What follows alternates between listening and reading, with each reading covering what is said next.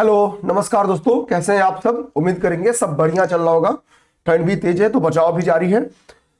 कुछ बातें जो जरूर कर लेनी चाहिए वो ये है कि भाई मॉडर्न हिस्ट्री हमारी स्टार्ट है और आज 5वीं क्लास है। मैंने आप सबसे वादा किया कि जब तक हम पूरी मॉडर्न हिस्ट्री को ही नहीं, पूरी हिस्ट्री नहीं कंप्लीट कर देंगे और बढ़िया तरीके से, मतलब तो बेस्ट क्लासेस पूरी कोशिश करूंगा आपके हाथ में मौजूद रहे, कॉन्सेप्चुअली भी और फैक्चुअली भी। दूसरी बात है, हम केवल यहीं तक नहीं रुकेंगे। अभी कुछ ही दिन में आपकी जो इन्वायरमेंट इकोलॉजी है उसकी क्लास स्टार्ट होगी। फिर हम लोग जियोग्राफी, साइंस, हर एक सब्जेक्ट पे काम करेंगे। आपको किसी के भी क्रैश कोर्स से जुड़ने की आवश्यकता नहीं है। अगर आप पहले इन क्लासेस को देखते चल रहे हैं तो जो नोट्स है वो हम शेयर कर देंगे। अच्छी बात होगी कि आप हमारे साथ नोट्स बनाते भी चले। देखो मेरे भाई कि अगर आपका 2025 का प्रीलिम्स हो रहा है तो अपॉर्चुनिटीज मौजूद है। इस साल से अच्छा अपॉर्चुनिटी जो ये आपका, हम कह सकते हैं दिसंबर से महीना स्टार्ट हुआ ना, अगर हम इसको एक साल काउंट करें, अगला 6 महीना काउंट कर लें, तो इससे बेहतरीन आपकी जिंदगी में किसी भी यूपी पीएससी एस्पिरेंट की जिंदगी में इससे बेहतरीन 6 महीने नहीं आएंगे।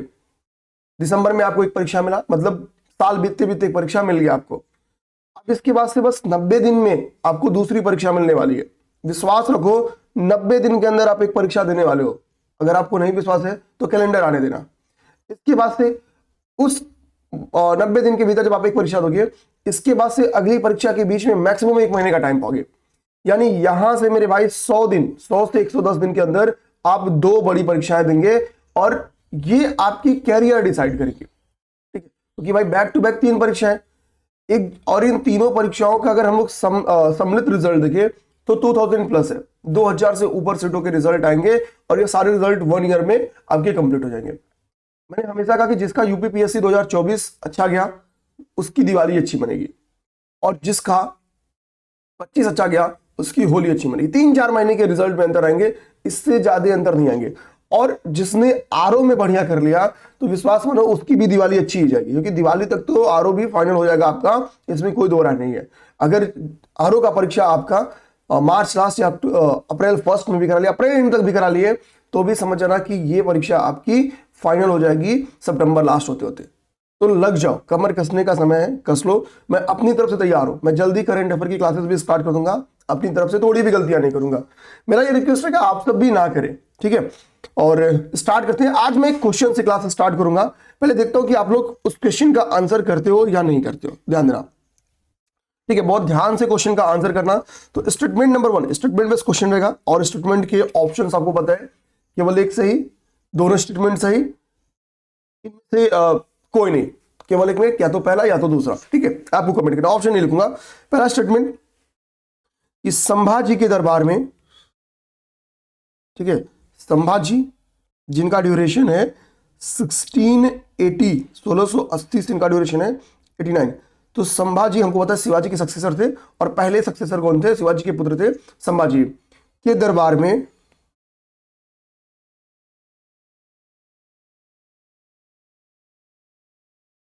अकबर आया था, अकबर आया था। स्टेटमेंट नंबर ये 1 है। स्टेटमेंट नंबर 2, जो दूसरा मेरा स्टेटमेंट है, उसको आप तो ध्यान से देखना। तो दूसरा स्टेटमेंट मेरा है वो है पुरंदर की संधि के ऊपर। अब देखेंगे हम लोग पुरंदर की संधि, ठीक है। पुरंदर की संधि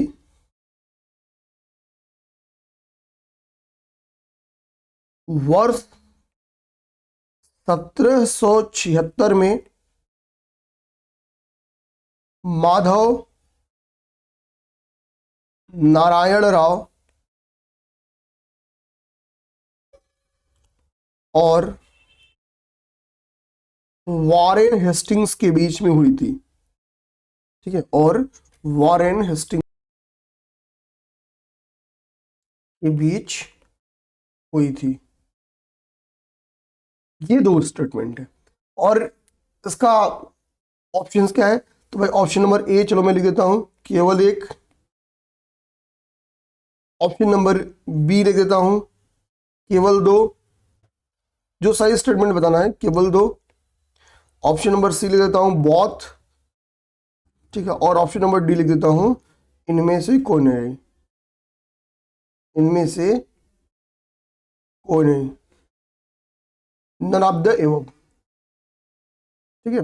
तो एक संभाजी के बारे में स्टेटमेंट है और एक आपकी पुरंदर की ट्रीटी के बारे में स्टेटमेंट है। बहुत ध्यान से इसका आंसर करो अब, और इसका आंसर उम्मीद करेंगे आप सब जरूर देंगे, ठीक है, क्योंकि चीजें हम लोग पढ़ चुके हैं, तो आप लोग आंसर जरूर करेंगे, ठीक है। ये सिंपल क्वेश्चन है तो उम्मीद कर रहेगा जरूर आप लोग बताएं।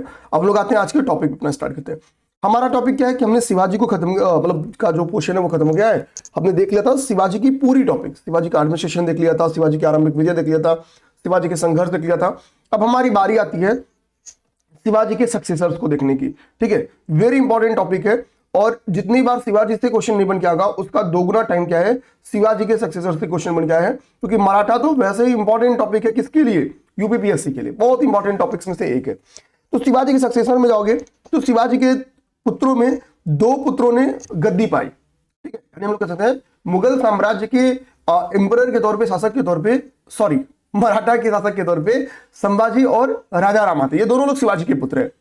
अब देखो संभाजी का ड्यूरेशन जब स्टार्ट होता है तो मैंने आपसे क्या बताया, जो सबसे पहली बात आपको पता चला वो ये पता चला है कि भाई शिवाजी ने एक चीज तो क्लियर कर दी थी कि भाई हमारे दुश्मन कौन है, तो मुगल है। तो यानी मराठा वर्सेस मुगल चलना बंद नहीं होगा, भले से ही राजा की उपाधि औरंगजेब दे देगा, लेकिन मराठा वर्सेस मुगल चलना ये बंद नहीं होगा।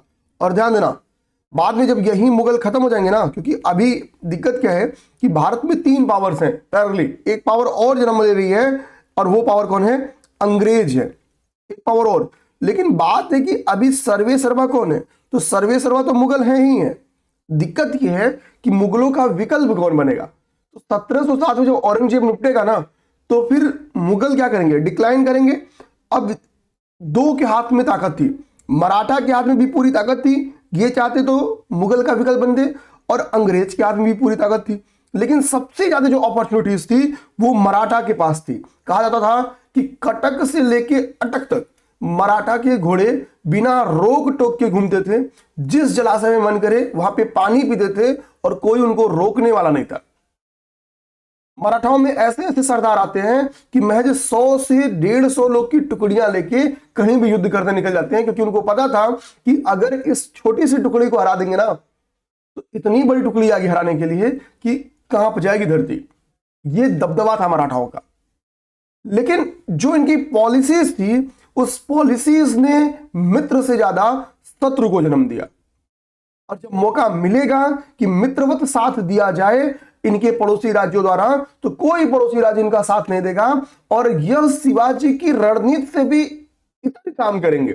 जैसे मैंने हमेशा बताया कि मराठावाड़ा का जो क्षेत्र है, जो मराठा क्षेत्र है, ये लोग स्वभाव से लड़ाकू थे, लेकिन आपका बैटलफील्ड प्लेन एरिया नहीं है। आप किसी के घर में जाके नहीं लड़ाई करेंगे, दूर जाके तो बिल्कुल नहीं। हुआ क्या कि इन्होंने अपने छापामार युद्ध शैली को छोड़ के ये चले जाते हैं दूर के एरिया में लड़ाई करने। तो जब कोई मिल जाएगा इक्वली बलवान तो काम हो जाएगा, ठीक है। अब समझो, अभी हम लोग पूरी कॉन्सेप्ट को आगे देखेंगे। तो यही रीजन है कि मराठा पानीपत के तृतीय वार में हारेंगे, वहां पे इनका स्वाभिमान भी जाता है, इनकी सत्ता भी जाएगी, बहुत सारी चीजें। अब अंदरूनी कलह स्टार्ट हो जाएगा। जैसे हमने क्या देखा, अभी देखा नहीं, देखेंगे कि मुगलों में क्या होता है, अंदरूनी कलह स्टार्ट होगा, गद्दी पे कौन बैठेगा इस सरदार डिसाइड करेंगे, ये सब दिक्कतें आना स्टार्ट हो जाएंगी। अब क्या होगा कि यही हाल आगे मराठाओं के साथ हो जाएगी। अब विकल्प कौन बनेगा, अंग्रेज बनेंगे। अंग्रेज जो मैंने कहा ना कि अंग्रेज भाग्य बना के भारत में आते हैं, जो चीज इन्होंने जब चाहा है वो चीज की परिस्थितियां समय के साथ भारत में बन गई हैं और अंग्रेजों को मिल गया है। आप सक्सेसर्स में देखेंगे संभाजी। संभाजी क्या करते हैं, संभाजी के ड्यूरेशन में मैंने पहला स्टेटमेंट आपको दिया था, ठीक है, अकबर आया था। ध्यान देना, ये वो अकबर नहीं है जिस अकबर को आप लोग समझ रहे हो, ये औरंगजेब का लड़का है। और औरंगजेब के लड़के का भी नाम क्या था, अकबर था। औरंगजेब का लड़का है ये। और ये क्या करता है, ये कहता है कि पिताजी हमारे बुढ़ऊ हो गए हैं और हम, ये अपने आप को भाई अकबर समझता है। मतलब ये इसके कहने के हिसाब से ये अपने आप को अकबर समझता है। इसको लगता है कि भाई मैं अपने बाप से ज्यादा योग्य शासक बन सकता हूं, भाई मैं तो अकबर हूं, ठीक है। तो इसका भूल क्या होगा, ये विरोध कर देगा। और मैंने क्या बताया भाई, औरंगजेब तो अपने भाइयों का नहीं हुआ, अपने भाइयों को निपटा के क्या होता है, ठीक है, औरंगजेब गद्दी पाया है, ठीक है। औरंगजेब भी उत्तराधिकारी की लड़ाई लड़के आया हुआ है, तो इतना आसानी से अपने बेटे को ट्रांसफर तो नहीं करेगा। वो हमारे योद्धाओं में होता था कि सारी लड़ाइयां बेटे के लिए हो जाती थी। ठीक है, ताराबाई देख जाइए, अभी आगे ही आपको देखने को मिलेगा शिवाजी द्वितीय के लिए, छोटे से बच्चे के लिए संरक्षिका बन जाती हैं, लेकिन ये महत्वाकांक्षी थे। मुगल शासकों में सबसे बड़ी दिक्कत थी उनकी महत्वाकांक्षा। तो अकबर को विद्रोह कर देगा, अकबर विद्रोह कर देगा, तो अब सोचेगा कि भाई कि अब औरंगजेब ढूंढेगा कि भाई इसको छोटा करो, तो ये सोचेगा कि हमारे बाप से हमको बचा कौन सकता है, तो किसी की औकात नहीं है, भाग के तो साउथ में जाना है। साउथ में भाग के किसके पास जाएंगे, तो एक ही विकल्प है हमारे पास, मराठा। इनको बता था मराठा छोड़ सकते, बचा सकते हमको, तो ये भाग के आएगा संभाजी के पास, कहेगा संभाजी हमको संरक्षण दीजिए, हमको बचा लीजिए। संभाजी बोलेंगे ठीक है रहो, कोई दिक्कत नहीं है। और इसी बीच में क्या होगा, अब ये फिर से एक और औरंगजेब के ईगो को चुनौती मिलेगी। मैंने क्या बताया, इस शाइस्ता का की अंगुली काट के भेजे थे कौन, शिवाजी, और उसके मामा के लड़के को, शाइस्ता का कौन था, उसके मामा का लड़का था, और फतेह खां को निपटा दिए थे। तो औरंगजेब की ईगो को चोट पहुंचा था, इज्जत नहीं दिया, फिर शिवाजी उसकी ईगो को चोट पहुंचा देंगे। यही हाल यहां पे संभाजी करते हैं। अब बोलेगा एक काम करो, वो तो शिवाजी थे, ये तो उनका लड़का है, इसको तो समझाएंगे भाई, इनको छोड़ेंगे नहीं। तो वो क्या करेगा, संगमेश्वर नामक एक लोकेशन है 1689 में, यहां पे अपना एक हम लोग कह सकते हैं कि एक सेनापति भेज देता है, कौन, औरंगजेब। तो संगमेश्वर नामक एक जगह पे क्या होता है कि अकबर, जो संभाजी हैं और जो औरंगजेब की सेना है, इनके बीच में लड़ाई होती है, और इनके बीच में जो लड़ाई होती है, इस लड़ाई में क्या होते हैं कि संभाजी हार जाते हैं। कवि कलश की यहां पे क्या होती है, औरंगजेब की सेना क्या करेगी, कवि कलश की हत्या कर देगी। और मुगलों की सेना को जो लीड कर रहा था, अगर हम लोग ये देखें तो इस युद्ध में मुगलों की सेना को जो लीड कर रहा था उसका नाम भी मुबारक खां था। एक बार टाइम देखिए मुझे, क्या, हाँ मुबारक खां था। तो मुगलों की सेना को ठीक है लीड कर रहा था मुबारक खां। ठीक है, तो मुबारक क्या करेगा, कवि कलश की हत्या कर देगा। अब आप बोलोगे सर ये कवि कलश कौन आ गया बीच में, तो कवि कलश एक समझना एक ब्राह्मण था, योग्य ब्राह्मण था, और इसका संभाजी के साथ बहुत नजदीकी संबंध था। कहा जाता है कि संभाजी को इसने बहुत सारे राइट्स, संभाजी ने कवि कलश को बहुत सारे राइट्स दिए थे, बहुत सारे अधिकार दिए हुए थे।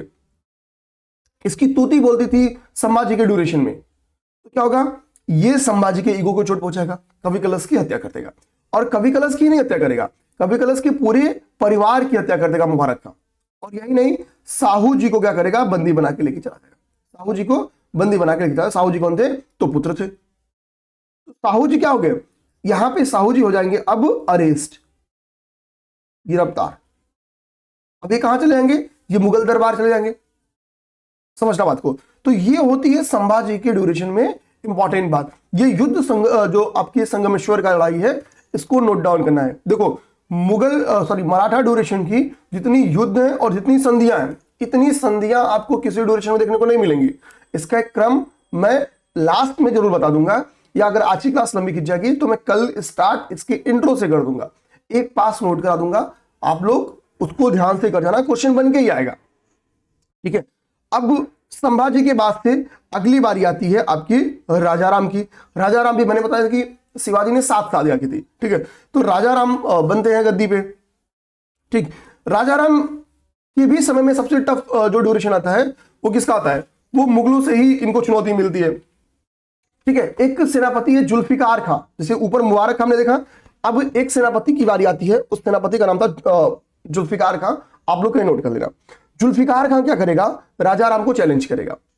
तो राजाराम उस वक्त जिंजी के किले में थे, तो जुल्फिकार खां क्या करेगा, जिंजी के किले को चारों तरफ से घेर लेगा। आप बोलोगे सर चारों तरफ से घेर के बैठने का क्या मतलब है, आप कहना क्या चाहते हो। देखो, जैसे मान लो कि आपके गांव को या आपके घर को कोई घेर ले, 50 लोग 100 लोग आके घेर ले। अब नॉर्मली देखो, ठीक, तो होता क्या है कि अब अंदर वाले बाहर जा नहीं पाएंगे और बाहर से कोई अंदर आ नहीं पाएगा। इसके 2 रीजन दिक्कतें हैं। अंदर वाले बाहर चलो, अंदर वाले का काम अंदर चल जाएगा, लेकिन राजा का किला है तो संसाधन अंदर है, लेकिन कितने समय के लिए संसाधन अंदर है। राजा के किले में 10 लोग तो होंगे नहीं, हजारों लोग हैं, उनके खाने पीने की सामग्री 1 महीने की होगी, 2 महीने की होगी, 1 साल की होगी। लेकिन मुबारक खां आपको पता है 8 साल तक घेरा रहता है। ये दिमाग रखना कि 8 साल तक झिंझी के किले पे डेरा डाला रहता है मुबारक खां। अब कोई 8 साल तक डेरा डाला रहेगा तो फिर सोचो क्या हाल होगा। तो जिंजी के किले में 8 साल तक हम लोग कह सकते हैं इंडायरेक्टली कैद थे, राजा राम 8 साल तक किले के बाहर नहीं निकले थे, जुल्फिकार खां का ड्यूरेशन था ये।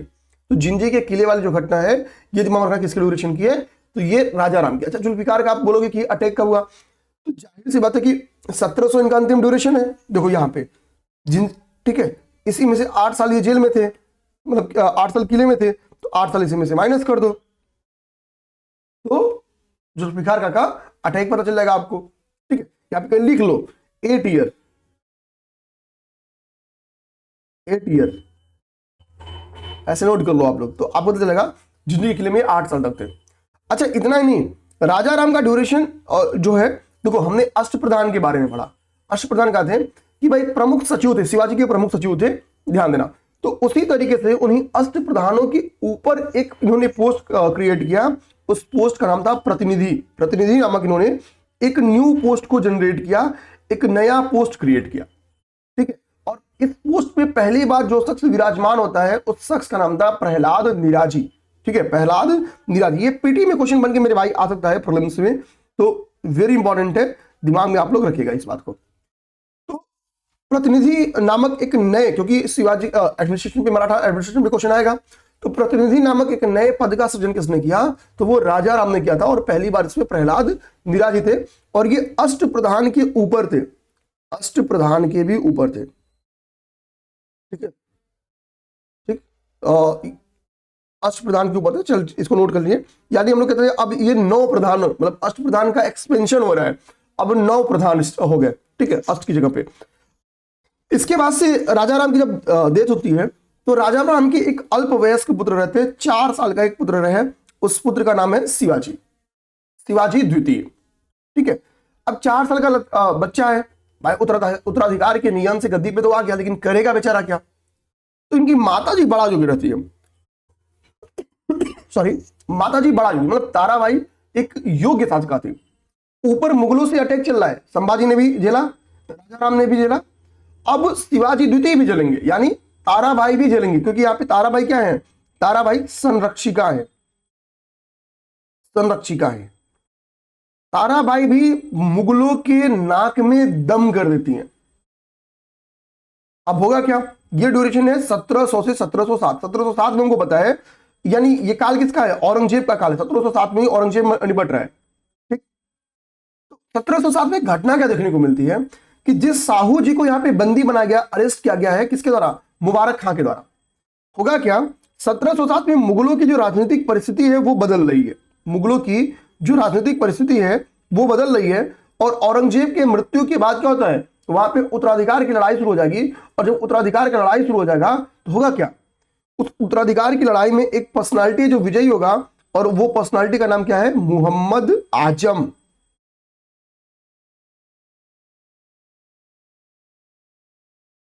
मोहम्मद आजम। तो जब मोहम्मद आजम मुगल सम्राट बनेगा तो वो क्या करेगा, साहू जी को छोड़ देगा। इसके पीछे आप बोलोगे कि मोहम्मद आजम सर बहुत नरम दिल का रहा होगा, ऐसा कुछ भी नहीं है। पॉलिटिक्स में न नरम दिल चलता है न गरम दिल चलता है, केवल लाभ चलता है। अब मोहम्मद आजम जब आ रहा है तो देख रहा है कि राजनीतिक परिस्थितियां क्या है। तो पहली राजनीतिक परिस्थिति थी कि सबसे ज्यादा इसको जो चोट पहुंची थी, एक तो मराठा पड़ा पहुंचा रहे थे, और इंग्लिश तो पहुंचा ही रहे थे, इंग्लिश। तो जैसे मान लो बाहरी क्या नुकसान कर रहा है, लोगों के दिमाग में नहीं जाता है। सबसे पहले लोगों के दिमाग में आता है कि हमारा अपना कौन नुकसान ज्यादा कर रहा है, हमारे अपने देश का। तो उनको लगता है कि इसको हराना बड़ा आसान है, मतलब क्योंकि उसके घर में कलेश कर सकते हैं। तो वो क्या करेंगे, मराठाओं को निपटाएंगे कलेश से, कलेश करवाएंगे। तो साहू जी को छोड़ देंगे। साहू जी हैं कौन, तो हमको होता है संभाजी के पुत्र हैं। तो जैसे ही साहू जी जाएंगे वो क्या करेंगे, वो बोलेंगे कि भाई हमको संभाजी का जो वारिस थे, जो कि हम थे, तो उत्तराधिकार का नियम मेरे पे लगेगा, तो यानी हमको चाहिए गद्दी। अब गद्दी किसकी होनी चाहिए, हमारी। तो अब यहां से क्या होगा, यहां पे आपको एक चीज देखने को मिलेगा, और वो चीज क्या है, यहां से उत्तराधिकार की लड़ाई देखने को मिलेगी। बहुत ध्यान से समझना मेरे भाई, जो चीजें आपको समझा रहे हैं, ठीक है। उत्तराधिकार की लड़ाई स्टार्ट हो जाएगी। ओके, अब ये उत्तराधिकार की लड़ाई लंबे समय तक चलेगी। ठीक है, अब थोड़ा सा हम लोग साहू जी को यहाँ पे समझेंगे अभी। ठीक है, और साहू जी को भी हम लोग डिटेल में समझेंगे, और क्योंकि जब साहू जी समझेंगे तो वहीं से उत्तराधिकार की लड़ाई भी समझ लेंगे, ठीक है ना, तो वहां पे दिक्कत नहीं है। बाद में आपका राजा राम द्वितीय आते हैं, ठीक है। और राजा राम द्वितीय के हिसाब क्या है, राजा राम द्वितीय हम लोग वैसे तो देखे तो केवल सिंबॉलिक सक्सेसर थे, ठीक, राजा राम द्वितीय। उसके बाद से राजा राम द्वितीय से क्या होगी, संगोला की संधि होगी। संगोला की जब संधि होगी तो जो शासक था, संगोला की संधि से क्या है, जो शासक था इसकी पावर छीन ली जाएगी, यहाँ पे नो पावर ले लेते हैं। संगोला से इसकी ट्रीटी से क्या होगा कि जो वास्तविक शक्ति थी शासक के पास वो छीन ली जाएगी। और अच्छी बात भी थी क्योंकि अब शासक कमजोर होना स्टार्ट थे, तो पेशवा जो लोग थे वो काफी शक्तिशाली थे, बेहतर अप्रोच के थे। तो पेशवा बालाजी बाजीराव जो थे ये अब क्या करेंगे, सर्वे सर्वा बनेंगे, यानी अब यहां से पेशवा की पावर सर्वे सर्वा हो जाएगी। तो संगोला की संधि से कंक्लूजन क्या निकलता है कि शासक की शक्ति समाप्त हो गई, मराठा शासक की शक्ति समाप्त हो गई, शक्ति समाप्त हो गई, शक्ति समाप्त हो गई अर्थात क्या है कि अब ये नाम मात्र का प्रधान रह गया, ठीक है। और दूसरी घटना क्या देखने को मिलेगी कि महत्वपूर्ण शक्ति के रूप में कौन आ गए, पेशवा आ गए। महत्वपूर्ण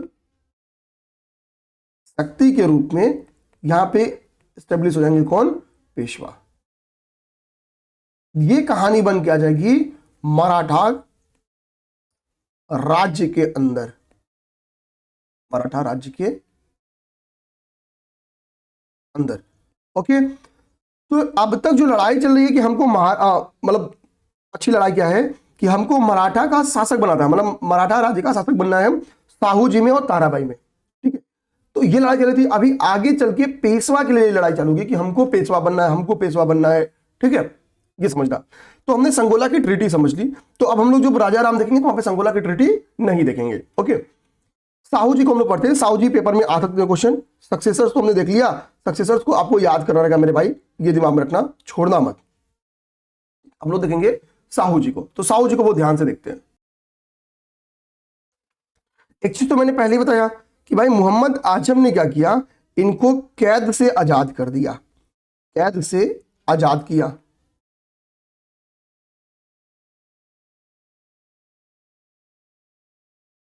ठीक है, फ्री हो गए, इनको स्वतंत्र किया।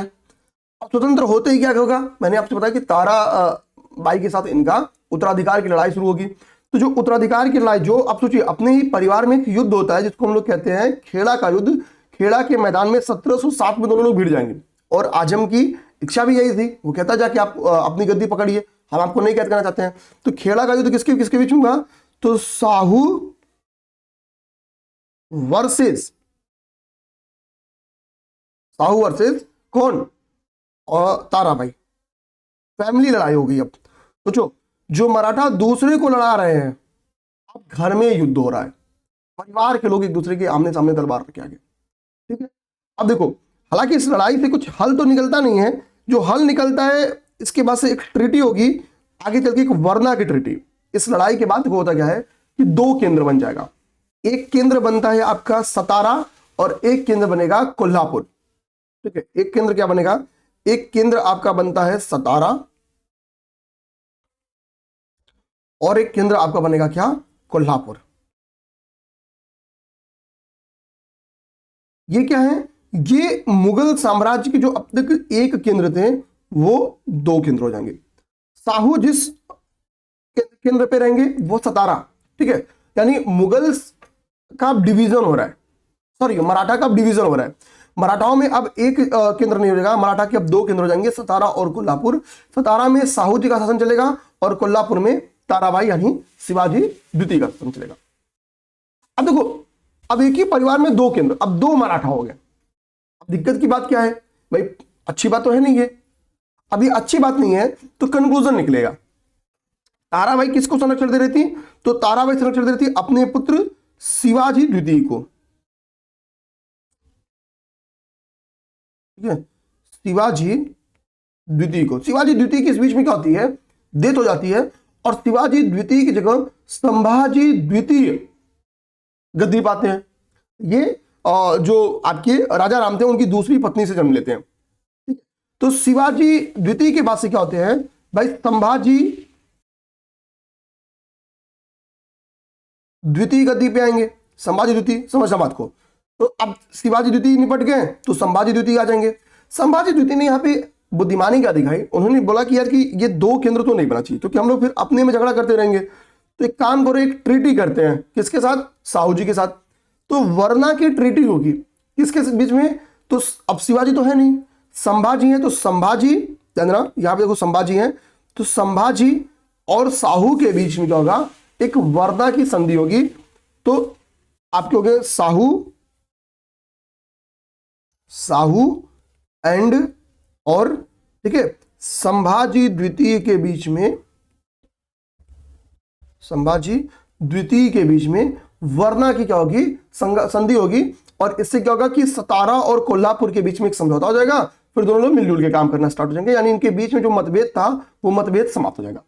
अच्छा, इस वरना की संधि का एक इंपॉर्टेंस आपसे पूछे क्या हुआ, तो वरना की संधि यानी जब साहू जी का ड्यूरेशन रहा है तो मराठा फिर पावरफुल बन रहे हैं भाई, अब तो दो केंद्र की जगह एक केंद्र हो गया, मराठा पावरफुल बनेंगे।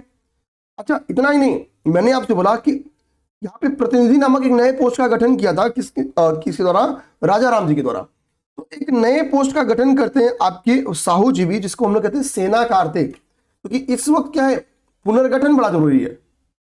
तो सेना कार्तिक क्या था कि बेसिकली सेना को संगठित करने वाला एक अधिकारी था। ये क्या था, सेना को संगठित करने वाला अधिकारी था, सेना को संगठित करने वाला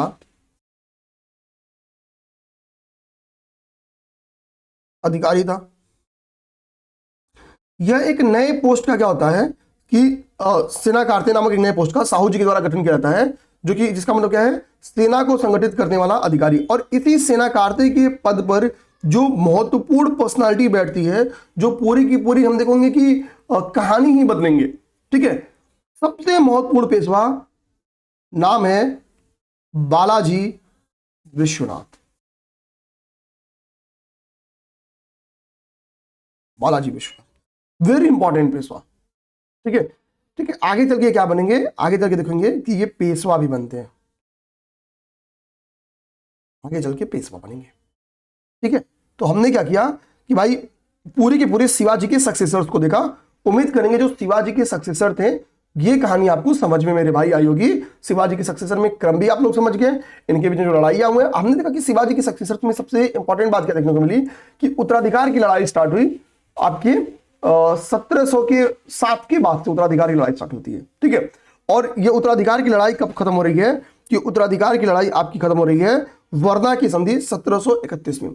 तो 7 से लेके 31 तक आप देखोगे मराठा कमजोर रहेंगे, क्योंकि दो केंद्र बन जाएगा, और समझे ना, फिर वरना की संधि से एकीकरण हो रहा है, ठीक है। तो क्वेश्चन अगर आ जाए कि वरना की संधि ने मराठा शक्ति का एकीकरण किया, अगर स्टेटमेंट आता है तो बिल्कुल सही बात होगी, क्योंकि सतारा और कोल्हापुर में आप समझौता हो जाता है, ओके। अब यहां से पेशवाओं का शासन आएगा। तो पहले मैंने आप समझ जाओ कि एक नए पोस्ट का सृजन हो रहा है सेना करते, या सेना करते नामक एक नए पोस्ट का सृजन हो रहा है। और उस सेना करते नामक नए पोस्ट पे कौन पहुंच रहा है, बालाजी विश्वनाथ। मींस बालाजी विश्वनाथ साहू जी के बहुत नजदीक है। बालाजी विश्वनाथ एक ब्राह्मण थे और ये मतलब एग्रेसिव लोग थे, काफी एग्रेसिव लोग थे। तो बालाजी विश्वनाथ कहेंगे कि पहले पेशवा बनेंगे। अब यहां से पेशवाओं का शासन दिमाग रखना कि हम लोग पेशवाओं का शासन, पेशवाओं का दौर देखते हैं, ठीक है। तो हम लोग अब यहां से अपने काम को स्टार्ट करते हैं। बालाजी विश्वनाथ 1713 से लेकर 1720 तक रहते हैं। फिर बाजीराव प्रथम की बारी आती है 1720 से 1740। देखो लगभग यहां से लेके आओ 20, ठीक है, 13 से 20, तो 20 तक रहते हैं। 20 से 40 ये रहेंगे। इसके बाद से अगला 20 साल बाजीराव रहेंगे 1740 से 1761 लगभग। बालाजी जो बाजीराव हैं, बाजीराव के ड्यूरेशन में पानीपत का थर्ड वार हुआ। P3 वार में लिखा हूं, यानी पानीपत का थर्ड वार क्या हुआ है, ये हुआ आपका बाजीराव के ड्यूरेशन में, ठीक है।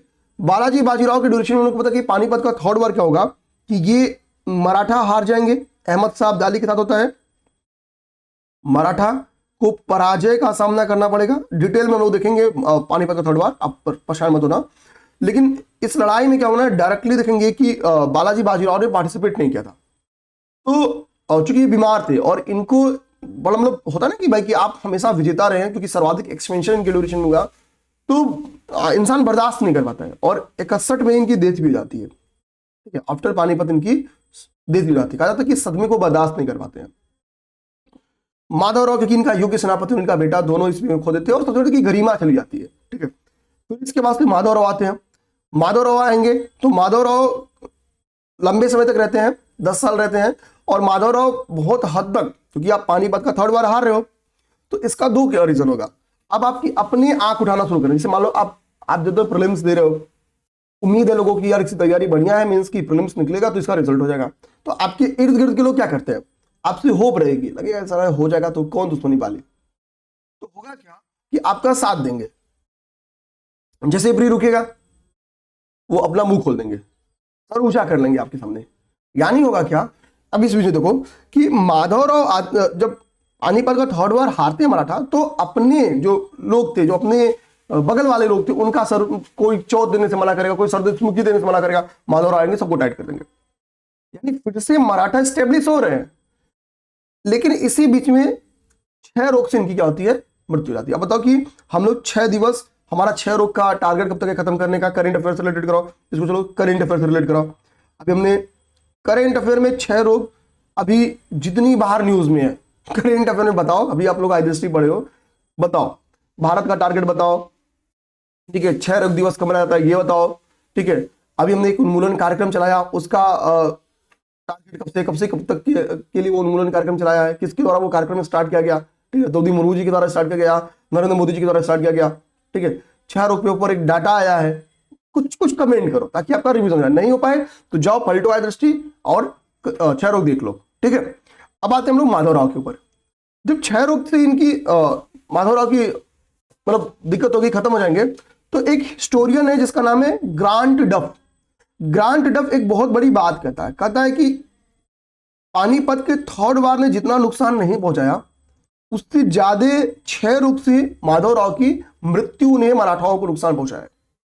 इससे कहने का मतलब था कि पानीपत के 3rd वार से जो नुकसान होना था वो तो हो गया, उस नुकसान की भरपाई भी लगभग माधवराव कर देते हैं। माधवराव लगभग क्या करते हैं, उस नुकसान की भरपाई भी करते हैं। लेकिन दिक्कत क्या है, इसके बाद ऐसा कोई नहीं है जो माधवराव के नुकसान को भर पाए, क्योंकि ना नारायण राव में वो क्षमता है, ना माधव नारायण राव में वो क्षमता है, ना बाजीराव द्वितीय में वो क्षमता है, और आफ्टर माधवराव दरबारी षड्यंत्र स्थापित होगा। मैंने क्या बोला ऊपर, मैंने बोला कि अब क्या होगा, जब मराठा के अंदर शासक की गरिमा खत्म हो गई, पेशवा की गरिमा बढ़ गई, तो पेशवा के पद के लिए लड़ाई चलेगा। ऊपर ही बोला था ना, अब वो पेशवा के पद के लिए लड़ाई आफ्टर माधवराव स्टार्ट होगा।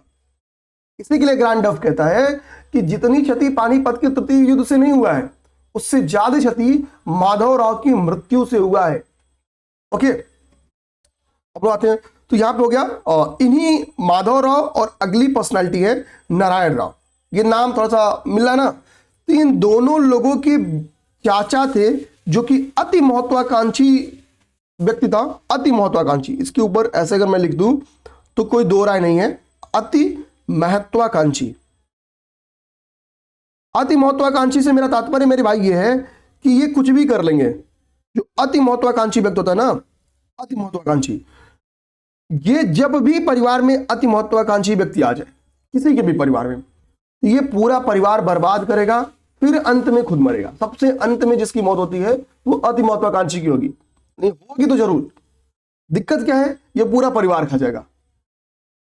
अब रघुनाथ राव यही करते हैं। रघुनाथ राव बोलेंगे, क्योंकि उनको पता है कि नारायण राव कमजोर शासक है, कमजोर पेशवा है, तो यानी नारायण राव का विरोध क्या सकता है। तो ये नारायण राव से एक शर्त रखते हैं कि सुझाव देते हैं कि एक काम करो, पेशवा के पद का विभाजन कर दो। नारायण राव बोलेंगे कि भाई ऐसा कैसे, किसी ने नहीं किया तो हम कैसे करेंगे, नहीं बात मानेंगे। अब रघुनाथ राव को आ जाएगा डर, क्योंकि ये चाहते थे कि हम पेशवा बनना, रघुनाथ राव की इच्छा थी पेशवा बनना। इसी बीच में नारायण राव दुर्भाग्य से कहा जा सकता है कि ये बहुत लंबा चलते भी नहीं है। देखो 72 में आते हैं और 73 में निपट जाते हैं, साल भर लगभग इनका शासन रहता है। अब इनका एक पुत्र है जिसका नाम है माधव नारायण राव, जो कि अल्प वयस्क पुत्र है, बहुत छोटा सा लड़का है। तो नारायण राव के समय में रघुनाथ राव का मुंह खुला था। अब इस अति महत्वाकांक्षी व्यक्ति के लिए तो ये बहुत अच्छी बात हो गई ना कि हमारी बात ना मानने वाला निपट गया। इनका छोटा सा लड़का है माधव नारायण राव। अब चाचा को लगता है कि हम माधव नारायण को तो इजीली निपटा देंगे और गद्दी पा जाएंगे, लेकिन इस बीच में थोड़ी परिस्थितियां मराठाओं की बदलेंगी।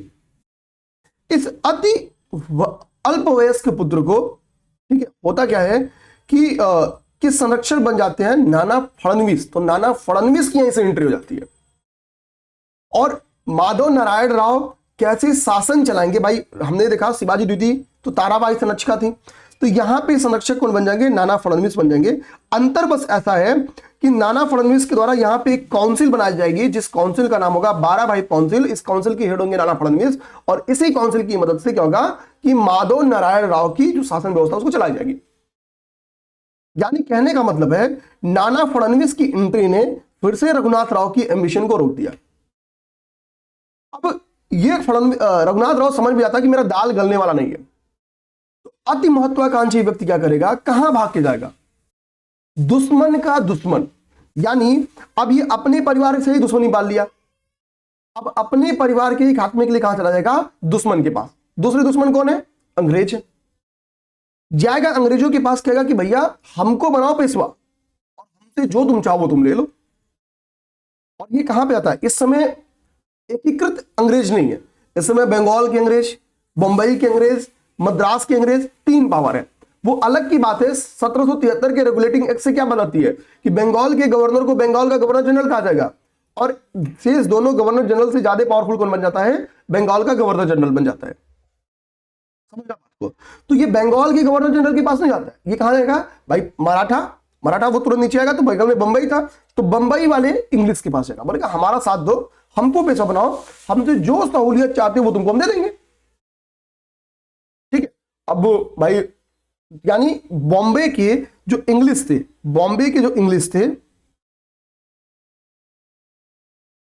ठीक है, इनसे क्या करेगा, ये ट्रीटी कर लेगा, जिसको हम लोग सूरत की संधि भी कहते हैं। अभी समझाऊंगा आपको सूरत की संधि के बारे में, ध्यान रखना।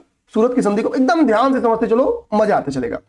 तो ये बॉम्बे की ट्रीटी, बॉम्बे में जाएगा और सूरत की ट्रीटी कर लेगा। ठीक है, एक क्या होगा, एक समझौता करेगा। ठीक है, अब हम लोग उस समझौते के बारे में भी अभी, अब देखो अभी आगे जब हम लोग चलेंगे तो आपको सूरत की संधि 1775, देखो ये रघुनाथ राव लिखा हूं ना, ठीक है, समझाऊंगा आपको, दिक्कत की बात नहीं है।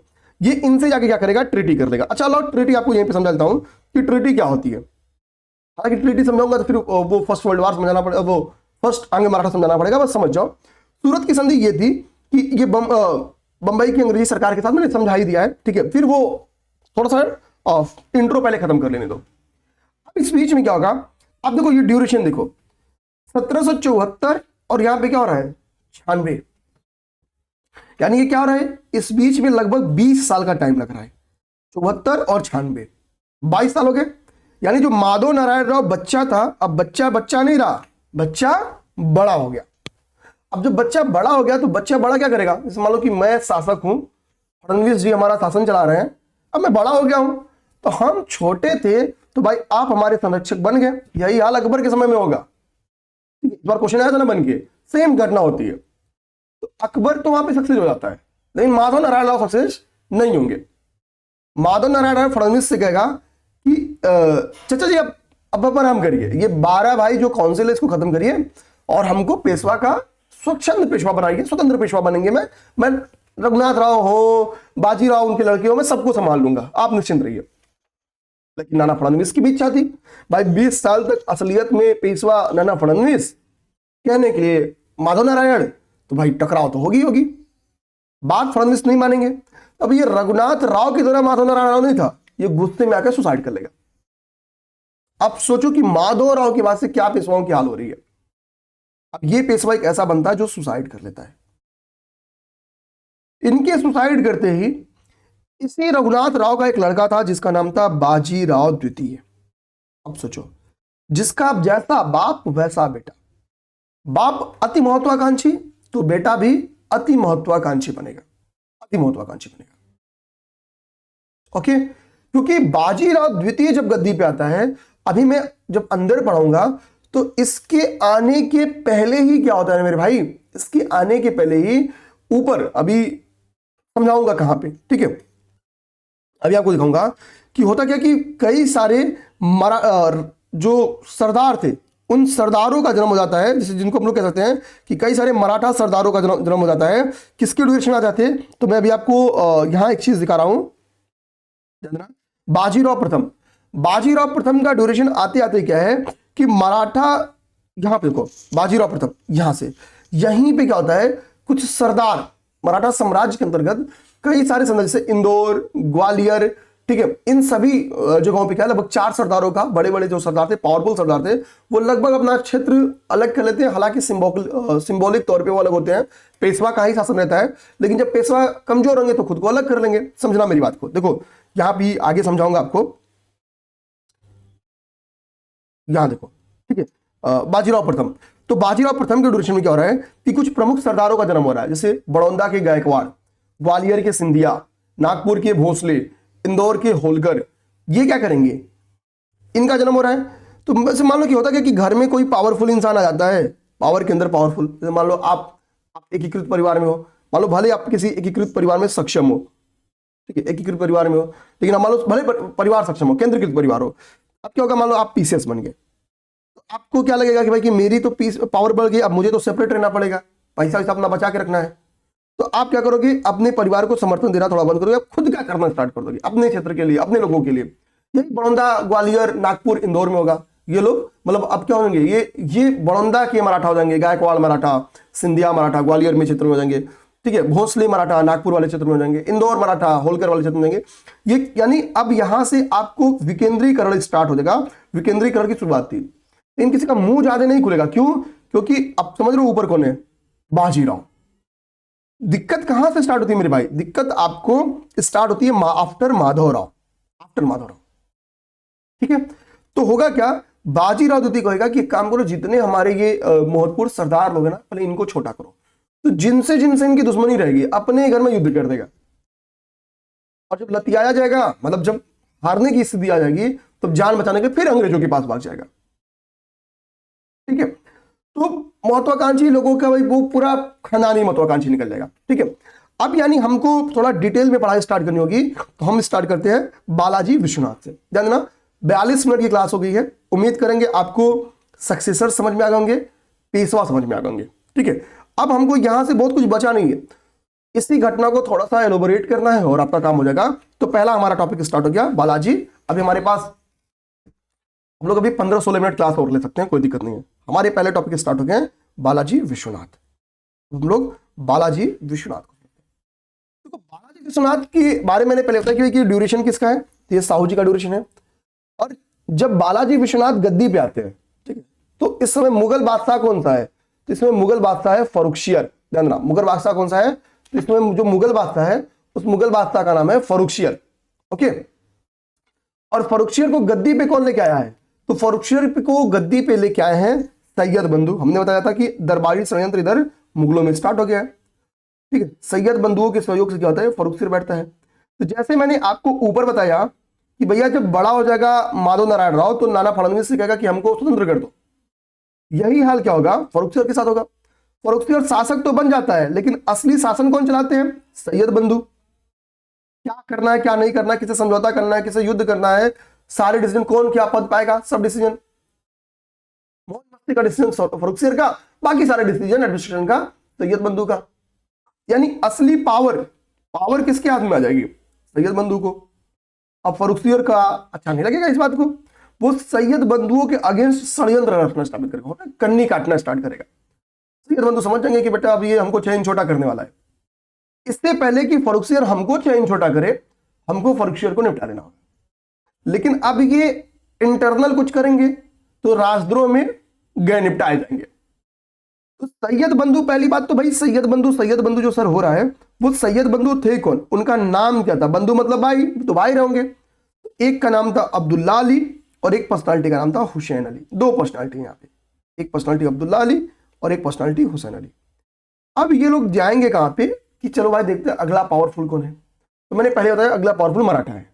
अभी तो ये दौर क्या है, अभी ये 1713 का दौर है। आंग्ल मराठा वार कब स्टार्ट हो रहा है, यहां पे 7वें वाले पे स्टार्ट हो रहा है। और अभी ये जो दौर में पढ़ा रहा हूं, कहां पढ़ा रहा हूं, पहले नंबर पे। यानी पावरफुल है ना बालाजी भाई। अंदरनल इंटरनल जब सरदारों का भी जन्म होता है तो बाजीराव प्रथम के ड्यूरेशन में होता है। तो यानी पावरफुल है कौन? मराठा। तो ये लोग मराठा के पास जाएंगे। इस वक्त शासक कौन है? तो शासक है मराठाओं के साहू जी। तो पहले साहू जी के पास जाएंगे। और मैंने आपको बताया कि मराठाओं को सबसे ज्यादा चाहिए क्या थी? तो चौथ और सरदेशमुखी। चौथ और सरदेशमुखी। चौथ क्या है, सरदेशमुखी क्या है, ये सब चीज आपको पहले मेरे भाई समझा चुका हूं। ठीक है, तो यहां पे कोई दिक्कत तो होगी नहीं मेरे भाई आप सबको चौथ और सरदेशमुखी से। तो ये जाएंगे, खासतौर पर इसमें हुसैन अली क्या करेगा, बोलेगा कि साहब हम आपसे समझौता करना चाहते हैं साहू जी से, और हम बहुत सारी चीजें आपको देने वाले हैं। तो बोलेंगे साहू जी क्या देने वाले हो? बोलेंगे साउथ में आप, अब यहाँ पे क्या है, यहाँ पे आपके हैं मराठा, इस वाले बेल्ट में मराठा है, ये मराठा है, मराठा का एक्सपेंशन हो रहा है इस वक्त, तगड़ा एक्सपेंशन हो रहा है। बोलेंगे दक्कन के जो 6 दक्कनी राज्य है ना, जो 6 दक्कनी प्रांत है मुगलों के, हम वहां से आपको चौथ और सरदेशमुखी का अधिकार देने वाले हैं, हमारी बात मानेंगे तो बोलेंगे बात क्या है? बात यह है कि साहब आपको फर्रुखसियर को निपटा देना। अच्छा, तो यानी फर्रुखसियर को निपटा के हमको मराठा राज्य की नहीं उड़ालने? बोले नहीं नहीं नहीं साहब, ये नहीं, बस फर्रुखसियर को आप निपटाओ, उसके बाद से गद्दी पे कौन आएगा मैं बताऊंगा। भाई ये लोग भी बोलेंगे ठीक है। तो हम क्या करेंगे, तो ये बोलेंगे साहू जी फोन करेंगे किसको? फोन करेंगे बालाजी विश्वनाथ जी को। बोलेंगे विश्वनाथ जी आपको क्या करना है, थोड़ा सा हुसैन अली से कुछ बातचीत करनी, कुछ बात करना चाह रहा है। आएगा बात करेगा तो हुसैन अली बोलेंगे कि ठीक है, डन है, डन है। बालाजी विश्वनाथ बोलेंगे, उसने बोलेगा एक और रिक्वेस्ट है कि मान लीजिए आपको इतने बड़े प्रांत का, हम 6 दक्कनी प्रांतों का आपको चौथ दे रहे हैं, तो थोड़ा हमको कुछ रुपया दे दीजिएगा, 10 लाख रुपए, हमको भी थोड़ा सा कुछ काम उम पड़ेगा। तो ये होगा ठीक है यार, तुम इतना दे रहे हो, चलो 10 लाख रुपए तुम ले लेना, कोई दिक्कत की बात नहीं, ले लो, ट्रीटी हो जाएगी। अब इस ट्रीटी के बीच में क्या हुआ, बालाजी विश्वनाथ बोलेंगे ठीक है, हम 15,000 की सेना क्या करेंगे, फर्रुखसियर को निपटाने के लिए भेज देंगे।